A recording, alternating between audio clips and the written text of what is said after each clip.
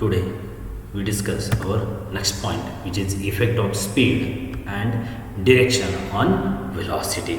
म्हणजे स्पीड आणि डिरेक्शनचा व्हेलॉसिटीवरती काय इफेक्ट पडेल ते आपल्याला बघायचं आहे. सगळ्यात पहिल्यांदा व्हेलॉसिटी म्हणजे काय, कालच्या लेक्चरला आपण शिकलो होतो. कशाला म्हणायचं velocity? The displacement that occurs in unit time. This factor is called as velocity. Okay, so first point बघूया यामध्ये. The velocity depend on speed as well as direction. Okay, velocity जो काही फॅक्टर असणार आहे तो स्पीड आणि direction दोन्ही याच्यावरती काय असणार आहे, डिपेंड असणार आहे. And that velocity changes bye, आणि कुठल्या फॅक्टरनुसार व्हेलॉसिटी काय होणार आहे, चेंज होणार आहे. त्यातला पहिला फॅक्टर आहे change the speed while keeping the direction same. जरी आपण जी काही डिरेक्शन असणार आहे सेम डिरेक्शन ठेवली, जरी त्यावेळेस आपण काय चेंज करत असेल, स्पीड चेंज करत असेल, तरी आपली व्हेलॉसिटी काय होणार आहे, चेंज होणार आहे. म्हणजे फक्त डिरेक्शन तुम्ही सेम ठेवली आणि स्पीड चेंज केला तर व्हेलॉसिटी ॲज इट इज राहणार आहे का? नाही. फक्त तुम्ही स्पीड चेंज केला, डिरेक्शन ॲज इट इज ठेवली, तरी व्हेलॉसिटी काय होणार आहे, चेंज होणार आहे. Okay, next change the direction while keeping the speed same. आता ऑपोजिट घेऊया, स्पीड सेम ठेवूया आणि डिरेक्शन काय करूया, चेंज करूया. आपल्याला माहिती आहे velocity is depend on direction. If direction changes then velocity is also changes. Means what, changing the direction while keeping the speed same, then also velocity changes. and last one, changing the speed as well as direction. आणि जर दोन्ही same time काय होत असेल, change होत असेल, means what, change speed as well as direction, then velocity is also changes. Means what, speed and direction दोन्ही पण आपल्या व्हेलॉसिटीवरती कसे असणार आहे, इफेक्टिव्ह असणार आहे. म्हणजे तुम्ही फक्त स्पीड चेंज केला तरी व्हेलॉसिटी चेंज होईल, तुम्ही फक्त डिरेक्शन चेंज केली तरी व्हेलॉसिटी चेंज होईल. आणि जर तुम्ही दोन्ही सेम टाइम चेंज केले, म्हणजेच काय, changing the speed as well as direction, then velocity is also changes. आता जो काही स्पीड आहे सगळ्यात पहिल्यांदा कोणी मेजर केला होता, the first scientist to measure the speed as distance upon time was Galileo. सगळ्यात पहिल्यांदा जो काही स्पीडचा फॉर्म्युला होता काय, डिस्टन्स अपॉन टाईम, हा फॉर्म्युला सगळ्यात पहिल्यांदा या फॉर्म्युल्यानुसार जे काही स्पीड मेजर केला सगळ्यात पहिल्यांदा तो कोणी केला, गॅलिलिओने. त्याने सगळ्यात पहिला स्पीड कुठला कॅल्क्युलेट केला, speed of sound in a dry air. जे काही ड्राय एअर असणार आहे त्या ड्राय एअरमध्ये साऊंडचा स्पीड किती असतो, 343.2 meter per second, while speed of light. आणि जो काही लाईटचा स्पीड असणार, लाईट रे आपल्यापर्यंत पोहोचतात सनचे, बरोबर ना, त्याचा स्पीड किती असणार आहे, 3 × 10⁸ meter per second. And also speed of revolution of earth around the sun is 29,770 meter per second. Okay, हे जनरल काही फॅक्टर आहे, काही व्हॅल्यूज आहे, ते तुम्हाला लक्षात ठेवावं लागेल, बरोबर नाही. काही कुठल्या एखाद्या एक्झाम्पलमध्ये तुम्हाला त्या व्हॅल्यू विचारल्या जाऊ शकता. ठीक आहे, कशाची, speed of sound in air, speed of light, and also revolution of earth, speed of revolution of earth. Okay, next पॉईंटकडे जाऊया, which is uniform and non uniform linear motion. Uniform and non uniform शब्दामध्येच अर्थ आहे. Uniform म्हणजे कसा, एकसारखा.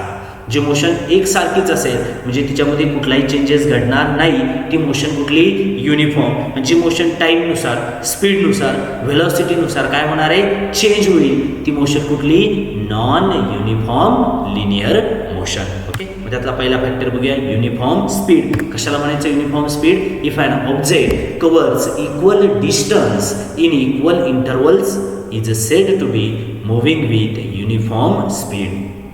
परत read करतोय, if an object covers equal distance, एखादा ऑब्जेक्ट काय करत असेल, इक्वल डिस्टन्स काय करत असेल, कव्हर करत असेल, किती वेळामध्ये, इक्वल इंटरवल ऑफ टाईम. म्हणजे सपोज एखादा ॲथलेटिक्स पळतोय, बरोबर की नाही, 10 मिनिटामध्ये तो 100 मीटर डिस्टन्स ट्रॅव्हल करतोय, पुढच्या 10 मिनिटामध्ये पण 100 मीटर, पुढच्या 10 मिनिटामध्ये पण काय, 100 मीटर. म्हणजेच काय, कव्हर केलेलं डिस्टन्स कसं आहे, इक्वल, आणि त्यासाठी लागणारा टाईम पण कसा, इक्वल. तर ती मोशन कुठली झाली, युनिफॉर्म स्पीड. त्यावेळेस त्याचा असणारा स्पीड कसा असेल, एकसारखा. Means what, uniform speed.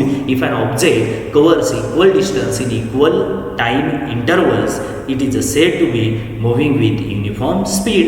आता नॉन युनिफॉर्म स्पीड कधी असेल, एक तर डिस्टन्स इक्वल नसेल किंवा टाईम इक्वल नसेल. म्हणजे इक्वल डिस्टन्स ट्रॅव्हल करतोय पण त्यासाठी लागणारा टाईम कसा लागतो, वेगवेगळा. म्हणजे तोच athletics suppose 100 meter distance travel करतोय, त्यासाठी त्याला पहिल्यांदा 10 मिनिट लागत आहे, नंतर 12 मिनिट लागत आहे, नंतर 15 मिनिट लागत आहे, नंतर परत तो 7 मिनिटामध्येच काय करतोय, डिस्टन्स ट्रॅव्हल करतोय. म्हणजे लागणारा टाईम एकसारखा आहे का, नाही, टाईम एकसारखा नाही किंवा डिस्टन्स एकसारखा नाही, असणारा स्पीड कुठला, non uniform speed. Okay. If an object covers unequal, आता कशी सांगितलं त्याच्या उलटं घेऊया. सपोज एखादा ॲथलीट्स 10 मिनिटामध्ये 50 मीटर जातोय, दुसरा ॲथलीट्स 10 मिनिटमध्ये किती 100, नेक्स्ट 150. म्हणजे डिस्टन्स कसं आहे अनइक्वल, बट टाईम कसा आहे equal. If an object covers unequal distances in equal intervals it said to be moving with non uniform speed.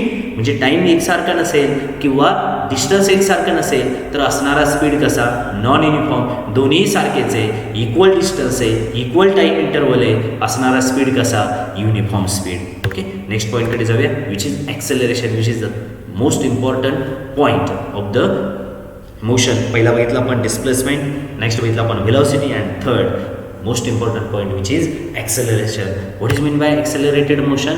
If the velocity of an object changes during a certain time period then it is said to be have accelerated motion. म्हणजेच काय, suppose तुम्ही vehicle चालवताय, two wheeler असेल किंवा four wheeler, तुम्ही प्रत्येक 1 तासाला सारखंच अंतर जाता का नाही, म्हणजे अंतर म्हणजे डिस्टन्स एकसारखं नाही आहे, पर टाईमनुसार म्हणजे तुमची व्हेलॉसिटी काय होते चेंज होते. म्हणजे कुठे तुमचा स्पीड जास्त आहे, कुठे स्पीड कसा असेल कमी असेल. म्हणजेच काय velocity changes during a certain time period then it is said to be accelerated motion. त्या मोशनलाच काय म्हणायचं accelerated motion. Then what is mean by acceleration? The rate of change of velocity per unit time. Per unit टाईमनुसार जी काय velocity change होणार आहे ती चेंज इन व्हेलॉसिटी म्हणजेच काय acceleration. Okay. Therefore acceleration is equal to काय formula मिळेल change in velocity upon time. आता व्हेलॉसिटी चेंज कसा कॅल्क्युलेट करणार, सुरुवातीची आणि शेवटची. सुरुवातीची म्हणजे कुठली इनिशियल व्हेलॉसिटी, शेवट म्हणजे फायनल व्हेलॉसिटी. इनिशियल व्हेलॉसिटी नेहमी कशाने दाखवतो आपण स्मॉल यूने, फायनल व्हेलॉसिटी स्मॉल व्हीने आणि ॲक्सेलरेशन एने. If the initial velocity u and in time t it changes to be final velocity v. म्हणजेच काय सुरुवातीची व्हेलॉसिटी किती होती यू, टी का टायमानंतर ती व्हेलॉसिटी किती चेंज झाली व्ही. म्हणजे u is the initial velocity, v is the final velocity. Therefore acceleration a is equal to change कसा फाइंड आउट करतो आपण नेहमी final minus initial. Therefore final velocity minus initial velocity upon time. Okay. Next therefore a acceleration final velocity v minus initial velocity u upon t. म्हणजेच काय ॲक्सेलरेशनचा formula मिळाला आपल्याला a is equal to v minus u upon t. Okay. मग आता acceleration uniform non uniform असेल का? Yes असू शकतं. जर व्हेलॉसिटी चेंज पर टाईमनुसार कसा असेल एकसारखाच असेल तर acceleration uniform, otherwise non uniform. Therefore if the velocity changes by equal amount in equal interval equal time intervals the object said to be in uniform acceleration. If the velocity जो काय velocity change असणार आहे म्हणजेच काय 1 तासामध्ये तुमची vehicle 20 kilometre पर second इतक्या स्पीडवरनं कुठे आली ती तुमची 40.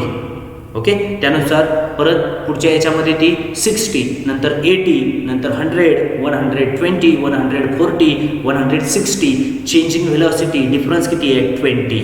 म्हणजे व्हेलॉसिटी चेंज कशा आहे equal amount in equal time interval. म्हणजे पहिल्या तासामध्ये 20वरनं स्पीड 40वरती गेला, दुसऱ्या तासामध्ये 40वरनं 60, नंतर 60वरनं 80, नंतर 80वरनं 100. म्हणजे प्रत्येक तासाला चेंज होणारी व्हेलॉसिटी किती आहे 20 किलोमीटर पर आवर सारखीच आहे. म्हणजेच ॲक्सेलरेशन कुठलं असणार आहे uniform acceleration. If the velocity changes by equal amount in equal time intervals the object said to be in uniform acceleration. Next point बघूया नॉन युनिफॉर्म ॲक्सेलरेशन कशाला म्हणायचं. If the velocity changes by unequal amount. म्हणजे suppose first आवरमध्ये velocity 20वरनं 40पर्यंत गेली, next आवरमध्ये 40 to 60, next आवरमध्ये 60 to 70, नेक्स्ट आवरमध्ये 70 to 80. म्हणजे प्रत्येक वेळेस चेंज होणाऱ्या व्हेलॉसिटी सारखीच आहे का नाही, कुठे 20ने इन्क्रीज होते, कुठे 10ने इन्क्रीज होते. म्हणजेच काय इक्वल अमाऊंटमध्ये व्हेलॉसिटी चेंज होतोय का नाही.